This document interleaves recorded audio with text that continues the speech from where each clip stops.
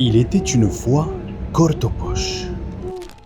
Dans le vieux village de Famagouste vivait un homme étrange. Il s'appelait Cortopoche. Le jour, il devenait statue de pierre. Mais la nuit, « Je suis Cortopoche, videz vos poches ou je vous griffe !» Sa femme s'appelait Cortorose. Elle vivait dans une jolie maison au volet rose. Elle était gentille, douce, tout le monde l'aimait, mais elle n'était pas d'accord avec Cortopoche.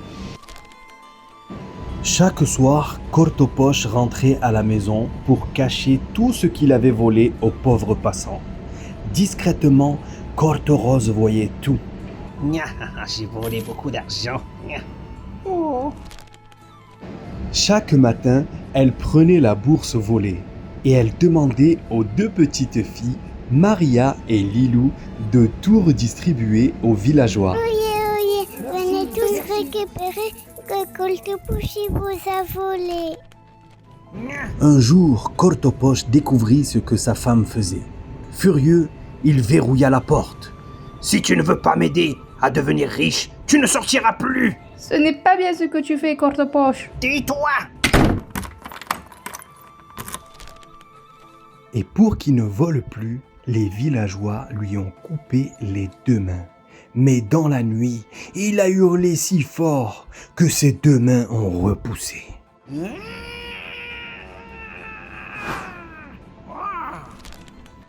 Aussitôt, Cortopoche s'est remis à voler.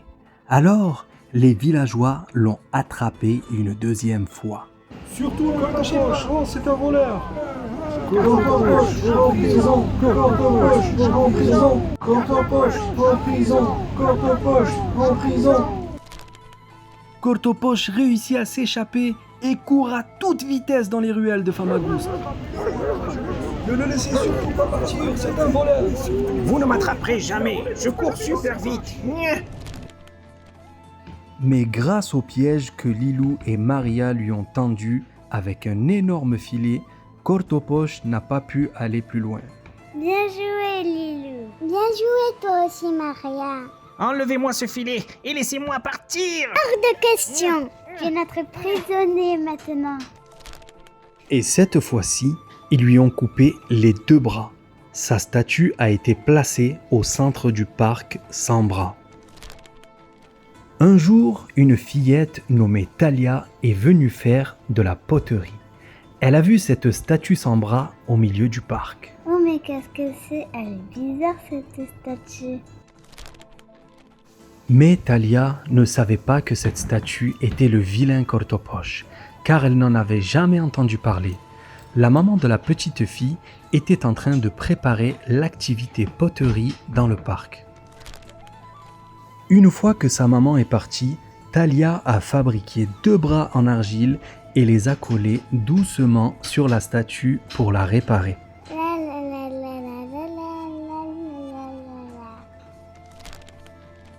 La nuit tombée, les bras d'argile ont pris vie. Cortopoche pouvait bouger à nouveau et il recommença à voler. « Je suis Cortopoche, videz vos poches ou je vous griffe !» Mais cette fois, les villageois l'attendaient. On ne laisse pas s'échapper. Ils l'ont attrapé une troisième fois. Ils l'ont mis dans une prison en pierre pour qu'il ne puisse plus jamais en sortir. « Tu ne sortiras plus jamais d'ici !» dit le doyen. Mais vous êtes complètement malade. Laissez-moi sortir de cette prison. Ah, je ne vais pas rester ici toute ma vie. Les gens du village sont allés libérer Madame Cortorose. Youpi, Madame Cortorose. Vous m'avez manqué, Madame Cortorose. Maria, Lilou, je suis tellement heureuse de vous revoir. Vous m'avez libérée. Merci, les filles. Ils ont réussi à ouvrir la porte. Elle est sortie heureuse. Tout le village était très heureux. Pour fêter cet heureux événement, Maria et Lilou ont fait un très beau spectacle de danse sur la grande place.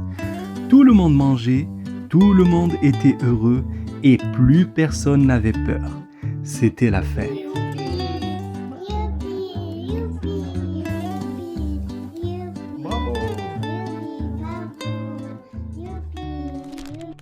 Depuis ce jour, Cortopoche est enfermé. Les gens jettent leurs restes de nourriture dans le trou. Pelures, épluchures, miettes, peaux de banane, morceaux de pain dur, morceaux de tomates, des restes de sandwich. Que des trucs pas bons. C'est sa punition. C'était la fameuse histoire du vilain Cortopoche qui vit en ce moment dans le nord de la Chypre.